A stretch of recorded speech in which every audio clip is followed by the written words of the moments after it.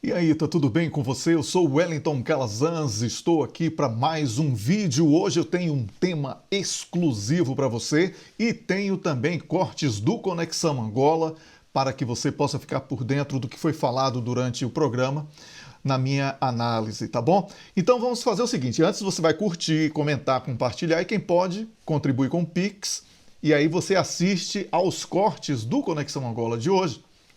E logo depois, você não sai, depois da vinhetinha da TPA, né, daquela coisa, você fica, porque aí eu venho com um tema exclusivo. Tá combinado assim?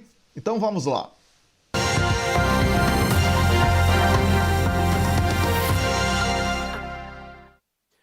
Olá, muito boa noite, bem-vindos ao Conexão Angola. Eu sou David Mudo e, como habitualmente ao sábado a esta hora, estou aqui para levar até si o programa de análise e comentário à atualidade internacional aqui na TPA Notícias. Já sabe que, para o efeito, contamos sempre com a colaboração e os comentários dos nossos especialistas em assuntos internacionais. Vamos olhar para aquilo que fez caixa alta nas notícias, um pouco pelo mundo, sobre os assuntos que dominam o nosso globo.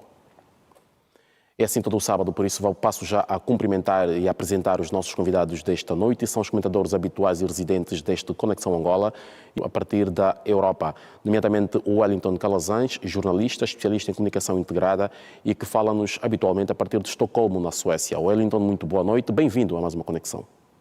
Boa noite, David Temudo, boa noite a você assistindo ao Conexão Angola e ao professor Almeida também aqui no painel. Wellington, na sequência do que diz o professor Almeida, eu quero aqui quero o seu comentário numa outra perspectiva, que é justamente na sequência deste encontro de Doha, o presidente Félix Tshisekedi concedeu uma entrevista ao canal de notícias norte-americano Fox News, segundo o qual estava a estabelecer contactos com a Casa Branca, portanto com Washington, no sentido de oferecer minerais raros, estes que são explorados na RDC, aos Estados Unidos, em troca de segurança. Como é que isso se vai processar? Portanto, os Estados Unidos garantem segurança e fazem o quê? Os Estados Unidos garantem segurança para combater o M23 ou os Estados Unidos juntam-se a um processo de paz para acabar com o conflito no leste do país e com isto, depois do país pacificado, haver um acordo de exploração legal e aberta dos minerais da RDC. Estamos aqui diante de uma situação, esta semana foi de facto de muita confusão sobre a paz no leste da RDC. Olha, sobre os Estados Unidos, isso aí foi nitidamente um factoide criado pelo presidente do Congo, da República Democrática do Congo, porque ele sabe da impossibilidade de Donald Trump e até do desinteresse de Donald Trump atuar no continente africano nesse momento. E ele deixou claro isso, inclusive, há 15 dias, quando foi abordado por uma jornalista sobre o tema. Então, ele fez isso como factoide para desviar o que realmente aconteceu, que foi essa traição aí, quando Angola prepara toda uma estrutura para discutir a paz de uma maneira séria, prudente, e acaba surpreendida, como o professor falou, por um comprador de diamantes e de outros minérios da República Democrática do Congo, que realmente foi algo que deveria ter sido evitado. Porque chegou um momento, David, que o presidente de Angola, como presidente da República de Angola, vai precisar concentrar os esforços nas suas fronteiras. Como presidente interino da União Africana, ele vai precisar cobrar sinceridade da comunidade internacional, porque ao mesmo tempo que alguns países dizem querer uma aproximação de prosperidade, investimentos, todos aqueles termos lindos, né? Com Angola e países da região, eles estão paralelamente patrocinando grupos armados para a promoção da exploração ilegal das riquezas. E nesse jogo de dupla via, Angola corre um sério risco do avanço das tropas, não apenas a que foi ocupada agora com o nome M23, que não tem nenhuma relação com aquele M23 de dissidentes militares do Congo, né, da origem, e sim com mercenários que estão ali ocupando esta nomenclatura, para além de outras que começam a querer também ganhar algum protagonismo, como foi prognosticado o ano passado aqui por nós, que ao dar brecha ao M23, para a negociação, outros grupos começariam a querer também o seu protagonismo. Ocorre que Angola não tem vaidade, a diplomacia angolana, percebendo que estavam tentando transferir a responsabilidade do não diálogo por causa do embargo à conversa com o M23, Angola, então, aceitou o M23. E aí, o que foi que fizeram os presidentes do Ruanda e da RDC? Enganaram as boas intenções de Angola, traíram as boas intenções de Angola e vão tentar uma outra negociação e com uma menção aí meio como quem pede desculpas a si mesmo de que são as iniciativas de Angola que deverão prevalecer. Se fossem verdadeiras essas declarações, teria sido tudo feito em Angola, porque estava tudo pronto para que fosse resolvido em Angola. Acontece que o plano de quem patrocina o Ruanda, e agora, né, com fortes evidências, também o próprio presidente da RDC, nesse jogo de exploração ilegal de recursos, quer chegar às fronteiras de Angola. Esse sempre foi o plano. Eu sempre falei isso aqui, não tenho nenhum tipo de ressalva no meu comentário sobre isso, porque tenho informações sobre isso. E agora estamos vendo um avanço cada vez maior do que chamam de M23 dentro do território do leste da República Democrática do Congo, enquanto as negociações de paz estão sempre proteladas. É hora de pensarmos de uma maneira mais dura. É isso, David. Wellington, desta narrativa que apresenta, há aqui também outra análise que gostaria de ouvir de si, que é justamente o timing em que são anunciadas as sanções, primeiro da Bélgica contra o M23 e autoridades ruandesas, que levou ao corte de relações entre Kigali e Bruxelas, e também a altura em que a União Europeia anuncia as sanções, o que inviabilizou a vinda do M23 a Luanda, quando já cá estava, inclusive, a delegação do Congo Democrático. Esta delegação que, nas palavras do próprio ministro Tete António, não comunicou que havia uma agenda em Doha. Entretanto, há estes dois eventos e, Wellington, este adiamento, estes eventos nesta semana fazem-nos transportar para 16 de dezembro, quando também estava agendada aquela reunião que não aconteceu pela ausência de Paul Kagame. Portanto, reuniões agendadas, menos de 24 horas do evento é que são anunciadas as ausências de figuras ou de partes importantes aos eventos. Por que é que se deixa chegar até a este momento da preparação do evento e quando está tudo preparado, uma das partes está em Luanda e só neste momento é que se anuncia a não presença de outros? Porque é sabotagem. Esses atores estão sabotando os propósitos de paz. Eles são parte do conflito. Está claro que quando alguém quer falar sobre paz, não atrasa, não adia essa chance, essa janela que se abre para a paz. Por isso, não há como negar que Angola emergiu como um ator fundamental para a discussão sobre a paz, reafirmando o seu compromisso diplomático para alcançar a paz na RDC, no leste da RDC em especial. Enquanto essas iniciativas surpreendentes, como você mencionou aí, inclusive aí a mediação do Catar,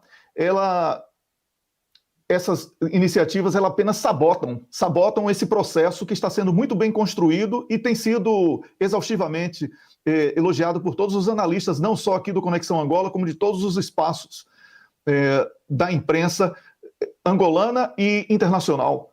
Então, David, está muito claro que aí existem interesses que estão fora do que realmente deveria fazer parte de uma agenda de estadistas. Estamos falando aí sobre grupos armados patrocinados por países que fingem preocupação, mas lucram com tudo de ruim que acontece com aquela população em especial, mas em toda a região, por extensão. Então, Angola tem demonstrado uma postura estratégica e humilde, colocando a paz acima de interesses individuais. Isso, para mim, ficou muito claro, inclusive foi tema do meu elogio na oportunidade de incluir o M23 no diálogo, não é?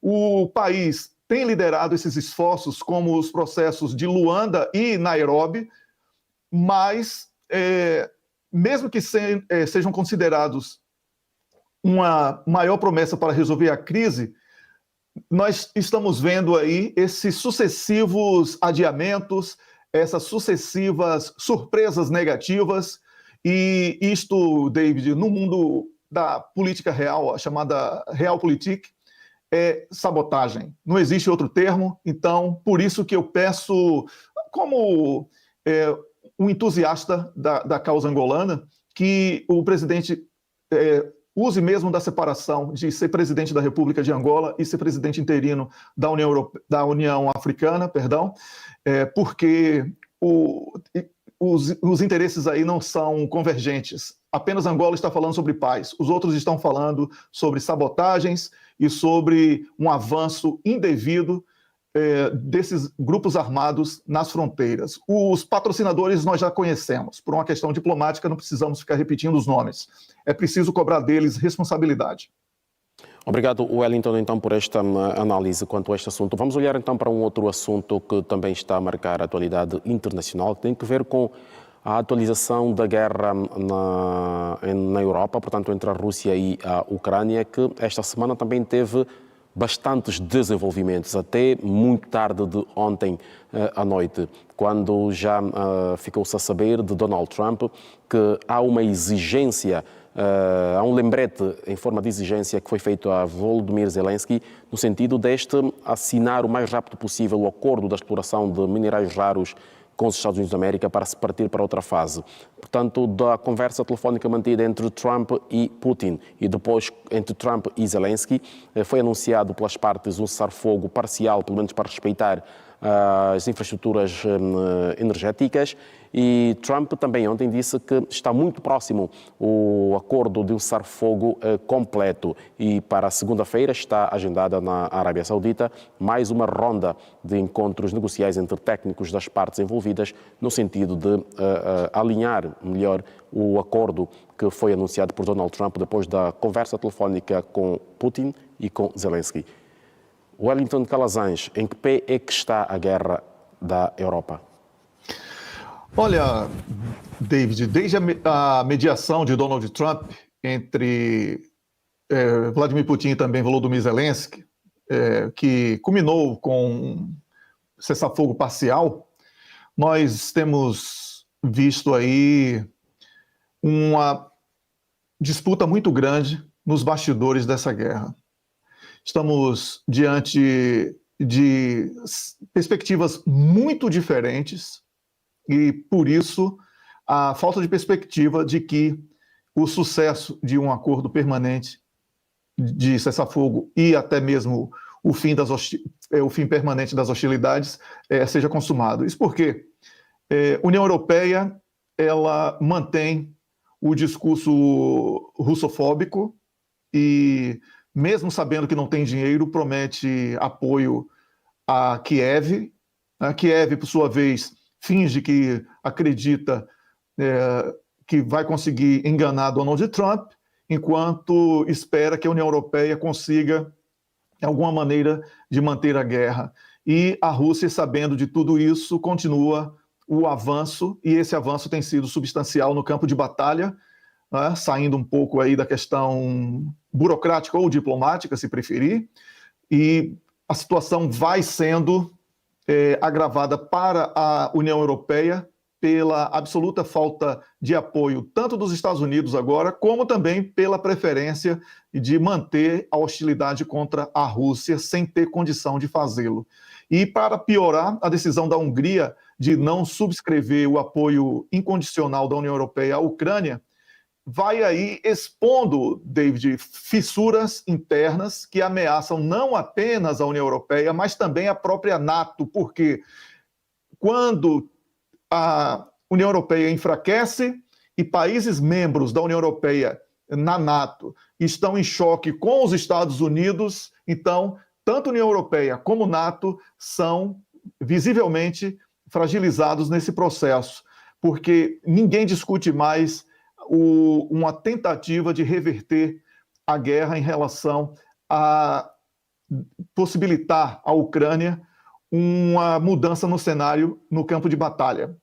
Como você mesmo mencionou, o Donald Trump agora exige que Volodymyr Zelensky acelere os compromissos assumidos e permita a questão aí das terras raras existentes na Ucrânia. E Donald Trump tem razão de exigir isso, porque se demorar, a Ucrânia não vai permitir, com o avanço que tem conseguido, que nenhum tipo de acordo com a Ucrânia seja cumprido, porque não vai sobrar a Ucrânia, algo que, lamentavelmente, foi prognosticado por todos nós aqui no programa há mais de 3 anos e que vem sendo consumado.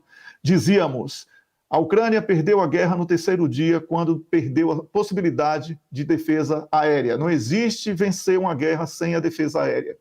Insistiram nessa guerra quando as possibilidades de acordo estavam lá atrás.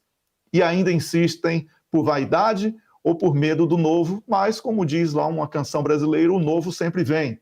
E essa novidade para os europeus vai ser muito dura. Para a Ucrânia é um pesadelo desde antes mesmo do início dessas ações militares russas em solo ucraniano.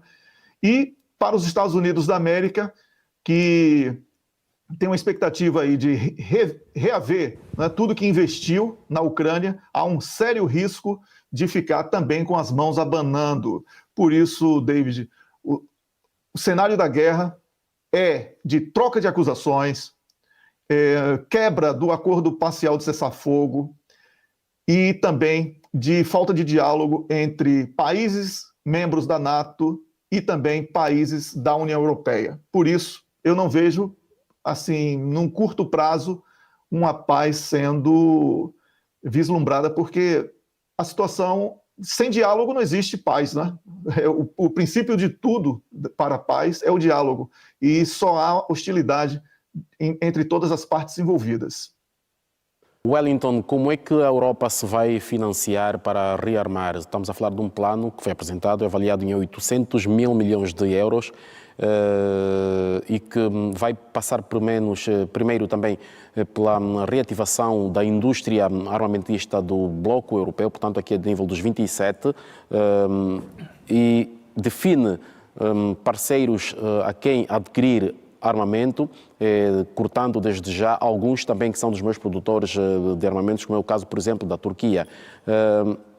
Estando desalinhado com os Estados Unidos, o bloco poderá, por exemplo, recorrer à China ou à própria Rússia? David, a Rússia eu acho pouco provável, porque o alvo é exatamente a Rússia, com o objetivo militar não é de defesa, é de se armar para tentar executar esse plano que foi fracassado agora, tendo a Ucrânia como uma guerra de procuração, ou por procuração, se preferir. Os europeus vão ficar ainda mais endividados, e essa dívida vai ser transferida para as sociedades desses países da União Europeia.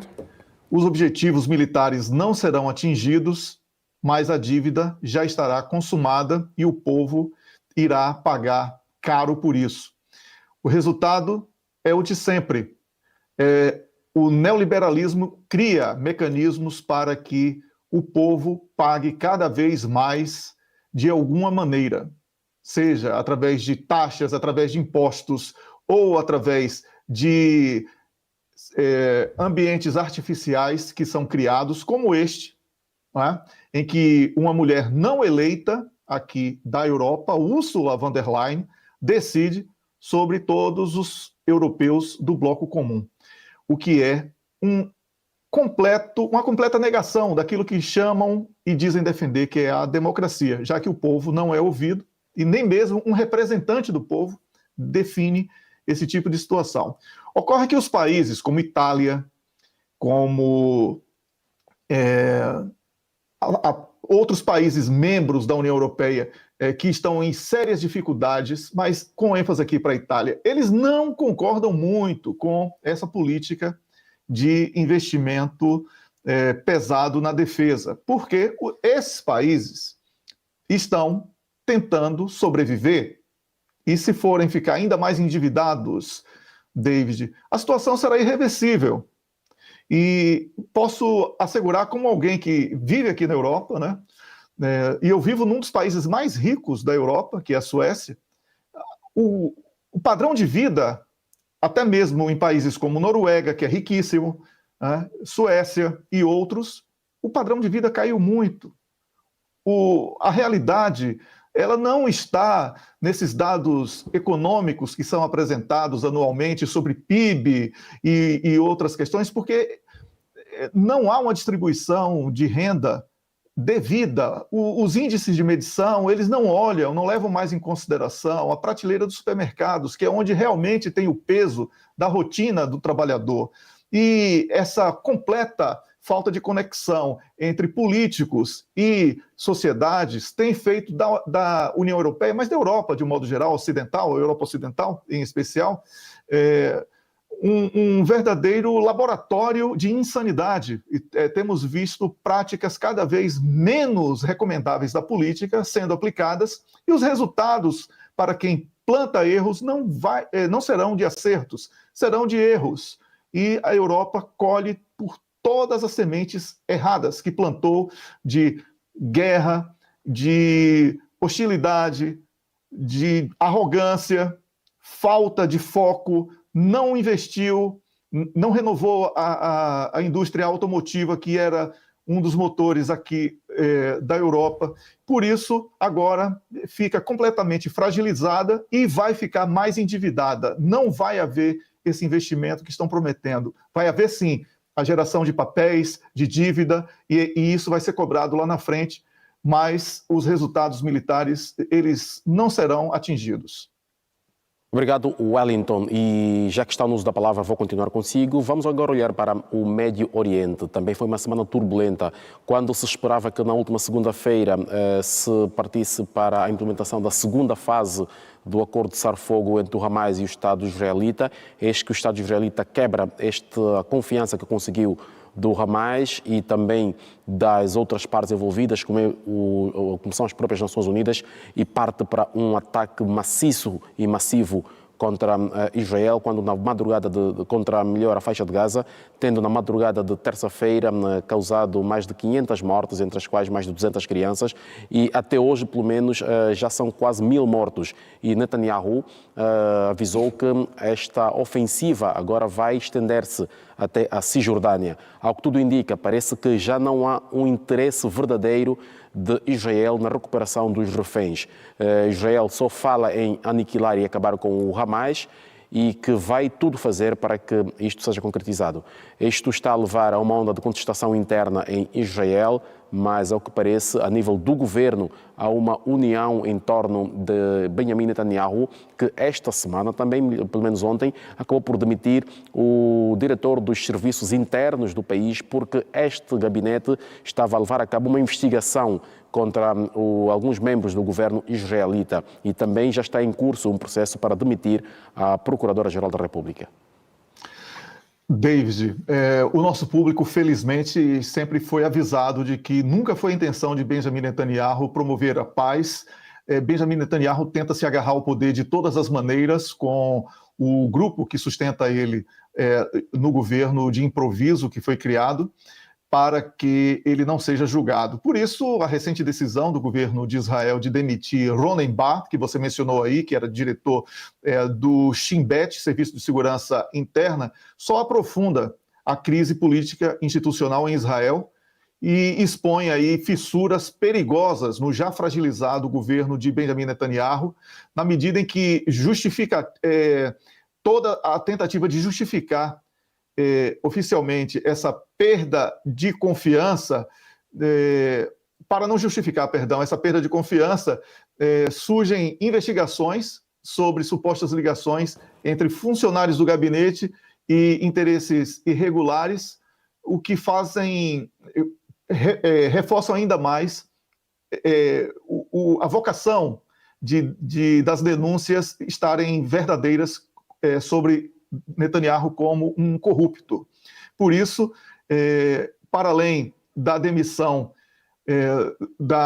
do chefe de segurança interna, o Benjamin Netanyahu, como você falou, promete também afastar à Procuradora-Geral, que é quem pode acelerar o processo de julgamento Contando de que Benjamin esta Netanyahu semana por seria de mais, corrupção. Wellington, contando que esta semana seria mais, na terça-feira pelo menos, seria mais um dia de audiências em tribunal para ouvir Netanyahu. E por conta do relançamento deste ataque à faixa de Gaza, este processo voltou a ser adiado.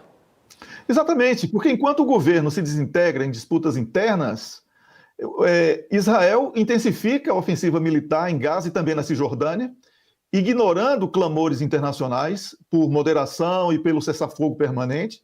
Né? E esses recentes ataques que você mencionou, eles foram vistos por todos os especialistas como crimes de guerra, porque foram pesados e foram contra populações civis. Não é? É bom que isso seja mencionado, porque só repete um ciclo de violência que tem sido utilizado por Benjamin Netanyahu para protelar o seu julgamento e estender o seu poder. Não existe nenhum objetivo militar por parte de Benjamin Netanyahu. Ele, para além do sadismo que carrega consigo, o messianismo cego de que faz parte de um povo escolhido, essas insanidades que são repetidas a todo instante, ele também acredita que sairá impune depois que conseguir a terra arrasada, ainda mais, né, já que Gaza praticamente nem existe. E pretende fugir depois disso tudo sem um julgamento para um país seguro para ele, onde ele possa assistir à distância tudo aquilo de mal que praticou ali na região. Então, a comunidade internacional, ela continua muito paralisada, porque as boas intenções de alguns países que falam sobre 2 estados, que falam sobre cessar-fogo, etc., isso não resolve o problema imediato de fome, sede e de ataques permanentes contra crianças, mulheres, idosos, a pretexto de estarem atacando o Hamas. Israel mata pessoas e estamos testemunhando, lamentavelmente, impotentes, um genocídio em curso. E Benjamin Netanyahu precisa de ser parado. Ele não pode continuar matando pessoas impunemente como tem feito. É essa a questão. E diante de tudo que temos comentado ao longo desse período, ainda vem cada vez mais robustas as provas de que aquele episódio do 7 de outubro, que foi o grande argumento para a retomada dessa ofensiva de Israel, já que a violência e o desrespeito, desde que Israel foi criado, existe, não é? São quase 8 décadas disso, para especialmente os povos ali da Palestina. Nós vemos que foi Israel quem protagonizou a morte dos próprios cidadãos. Nunca houve interesse agora de troca de reféns de Benjamin Netanyahu, tanto que ele abandonou agora, como você mencionou, David, a segunda etapa do acordo. Ele nunca esteve preocupado com refém. Ele sempre utilizou pausas para reequipar. E, lamentavelmente, temos nos Estados Unidos da América uma espécie de escritório de Israel para envio de armas e dinheiro. Porque qual a diferença de Donald Trump e Joe Biden na política para Israel?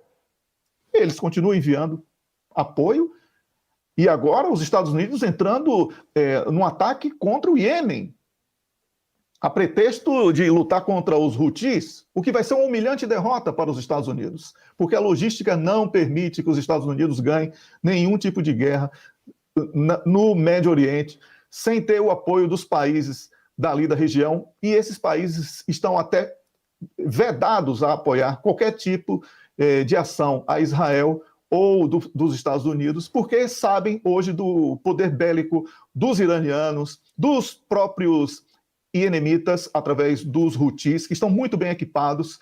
Por isso, David, a situação é dramática e somente a suspensão do apoio a Israel poderia interromper imediatamente essa ofensiva. Mas, lamentavelmente, já temos uma escalada da guerra no Médio Oriente e a situação será muito agravada porque o Mar Vermelho voltou a ficar interrompido para a navegação por ordens dos Houthis do Iêmen, inclusive as frotas marítimas dos Estados Unidos da América atingidas e tiveram que fugir de lá, não é? E agora o espaço aéreo também está sendo proibido pelos Houthis. Qualquer avião que vá para Israel será atingido de acordo com as informações que foram publicadas este sábado. Por isso, David, a escalada está consumada, a situação é dramática e os países que se dizem civilizados são culpados porque fingiram não saber que Israel tinha protagonizado tudo aquilo que aconteceu no 7 de outubro, não é? há mais de um ano, e por isso todos são parte dessa grande culpa que é um genocídio em curso. Obrigado, Wellington. Wellington, volto a si para olhar para a situação que se vive na Turquia na última semana. O prefeito da cidade capital foi preso, acusado de vários crimes e a população, sobretudo estudantes, está a manifestar-se nas principais cidades, alegando que se trata de uma aniquilação de um opositor político de Recep Tayyip Erdogan. Exatamente isso, David. A Turquia mergulhou em nova onda de instabilidade após a prisão de um líder oposicionista, e isso, como você falou muito bem, desencadeou protestos violentos em todo o país, mas sobretudo na capital. A detenção ocorrida nesse contexto de polarização que sempre antecede qualquer sinal de ameaça eleitoral para o Recep Erdogan, vai agravando também as divisões internas, que são cada vez mais evidentes na Turquia. Observe que este evento que estamos aqui a fazer referência, ele ocorre depois que o PKK, né, tinha declarado que iria promover um cessar-fogo unilateral este mês, após 4 décadas de confrontos. E, mesmo assim, uma multidão vai às ruas para poder protestar contra essa iniciativa de Recep Erdogan, e somente mesmo através da repressão policial é que as manifestações puderam ser minimamente contidas. Ainda assim, muitos episódios de violência foram amplamente difundidos, não só pela imprensa, mas também pelas redes sociais. O Recep Erdogan, David, ele enfrenta críticas por uma política externa ambivalente, certo? Para além de ser acusado de perseguir os seus opositores. O ambiente interno político para Erdogan, ele já foi muito negativo nas eleições municipais, quando ele foi esmagado nas urnas.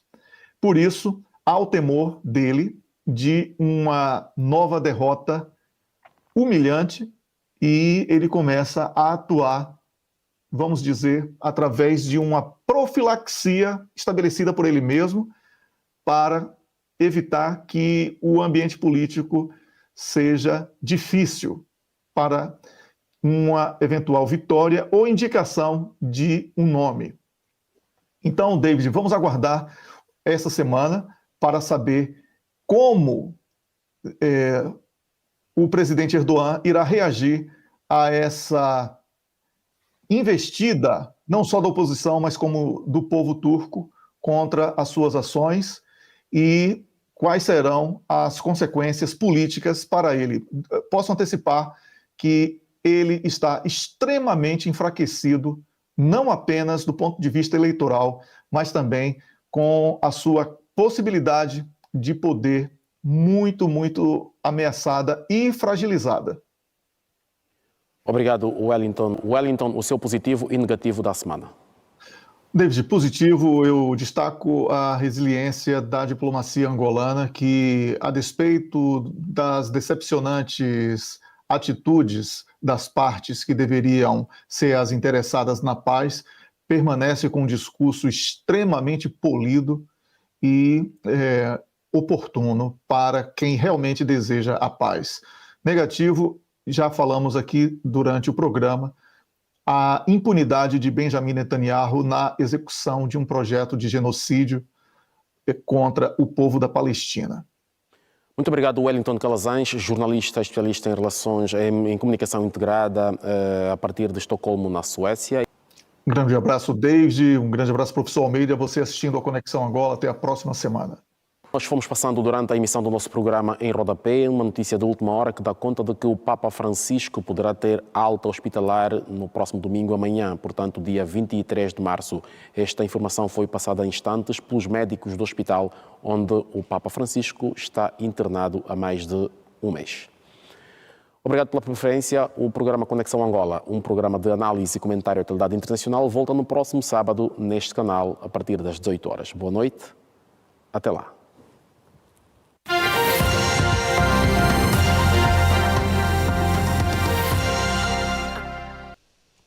Você assistiu aos cortes do programa Conexão Angola, que eu participei no canal TPA Notícias, da televisão pública de Angola, e eu tenho agora um conteúdo exclusivo para você que é seguidor aqui do canal. Eu peço para você que curta, comente, compartilhe para que possamos ampliar o engajamento do nosso vídeo, e quem pode, obviamente, somente quem pode, contribui com o Pix para que nós possamos trazer mais e mais conteúdos exclusivos para você aqui. Tá bom assim? Então, o conteúdo exclusivo eu trago um Brasil, porque tem gente que fala: Wellington, você fala tão bem sobre a geopolítica, mas quando você vai falar sobre o Brasil, você não acerta. Sabe por que você diz isso? Porque você tem uma preferência e eu faço análise. Entendeu agora a diferença?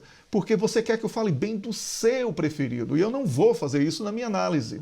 Você acha que o Brasil é uma parte ou é um planeta que está dentro do planeta Terra? Não é. O Brasil faz parte, é um país explorado, um país que está sendo invadido, um país que tem políticos corruptos que estão entregando as nossas riquezas, e eu tenho que falar isso, porque isso é geopolítica. Lamentavelmente, no país que eu amo tanto, que eu nasci, não é? E que você que está me assistindo predominantemente nesse vídeo, mas não apenas, temos pessoas de diversos países, e eu agradeço a cada uma delas, mas assim, para você que é brasileiro, que é maioria aqui no canal, eu quero dizer que eu vou falar sim sobre o Brasil, porque o Brasil também é geopolítica. E agora, Jair Bolsonaro está sendo anunciado aí pela imprensa que ele pode ser formalmente acusado de tentativa de golpe de Estado na próxima semana, de acordo com indícios reunidos por investigações. A denúncia é tramitada no STF, o Supremo Tribunal Federal, e aponta que o ex-presidente organizou uma estrutura hierárquica com militares e aliados para impedir a transição de poder após a derrota nas eleições de 2022. Ora, que golpe é esse? Sabe onde é que está o golpe? O golpe está lá atrás, quando todos vibravam com Mensalão, com Lava Jato, e eu lá atrás falava: olha, isso vai virar para vocês estão fazendo com que a justiça, que não é eleita, responda pela política. Você hoje, nessa democracia linda do Brasil, está proibido de pedir mais transparência eleitoral. E aí, uma revista, Veja, que ninguém lê, está dizendo que o próximo presidente da República vai ser o tarado do martelo de São Paulo. Aquele governador que só sabe vender o que achou pronto. Você entende o que é que eu falo? Enquanto falam sobre Bolsonaro e o filho dele disse que vai fugir porque no Brasil não tem democracia, que ele é perseguido, como coitado, né? A taxa Selic aumentou. Você que está me assistindo vai pagar por isso. Nem oposição e nem situação estão indignados com o aumento indignadas, né, com o aumento da taxa Selic. E você aí achando mesmo que existe democracia, que existe perseguição deste ou daquele, é tudo farinha do mesmo saco. Você entendeu agora? Quando falamos do Brasil, eu tenho que falar nesses termos. A política é tão baixa que essa ingerência da justiça sobre questões políticas, ela exige de você uma reflexão. Porque hoje essa possibilidade de prisão preventiva de Bolsonaro, ela já ocorreu com outros atores da política que eram do outro campo que hoje está no poder. Enquanto isso, as privatizações dos setores estratégicos, as perdas dos direitos civis e trabalhistas avançaram. E situação e oposição fingindo que estão brigando, enquanto tudo é desmontado e tudo está sendo entregue. Por isso é geopolítica. Entendeu agora por que é geopolítica? E por que é que eu estou falando a verdade, mesmo sendo do Brasil? Porque você tem um lado, eu não tenho um lado. Eu quero lhe mostrar que você é parte de uma manipulação. Você está sendo manipulado.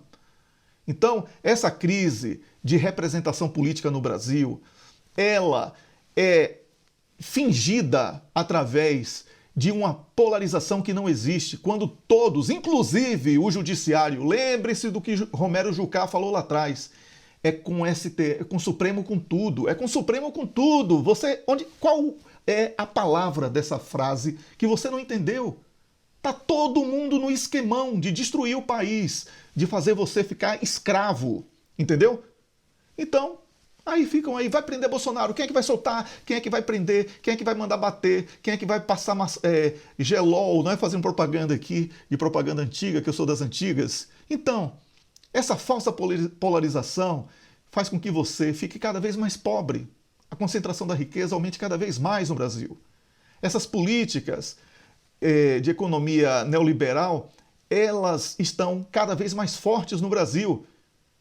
E você, aí achando que fulano é honesto, Beltrano é desonesto. Ora, é uma crise institucional no país que já vem de muito tempo, não nasceu agora. Então, essa desconexão entre crises políticas e esses consensos econômicos, desnuda uma estratégia de distração.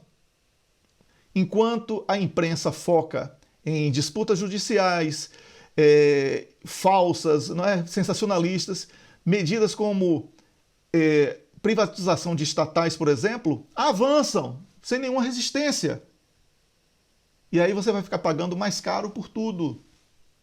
E o país cada vez menos soberano. Consequentemente, um povo cada vez menos soberano. Esse cenário é o resultado de uma pseudo-democracia. As instituições não têm credibilidade porque trabalham contra o próprio povo e contra o próprio país. É isso. Por isso que eu sou acusado de, você não fala bem do Brasil e tal. Eu vou falar o quê? Você quer que eu fale bem de quê? Da sua culpa? Quando eu falo isso aí, ficam alguns chateados, chegam com ódio aí nos comentários, que eu, obviamente, não vou aprovar esses comentários de ódio. Não é? Só estou alertando. Eu sei que a verdade dói. Acorda! Curta, comente, compartilhe. Quem pode, contribui com o Pix para que nós possamos fortalecer o nosso trabalho. Esse foi o conteúdo exclusivo para você, tá bom? Um grande abraço e na segunda-feira tem Hora 10, aí na terça-feira pela manhã, divulgação dos cortes do Hora 10 e talvez, se der, mais algum exclusivo também no próximo vídeo. Um grande abraço e até o próximo.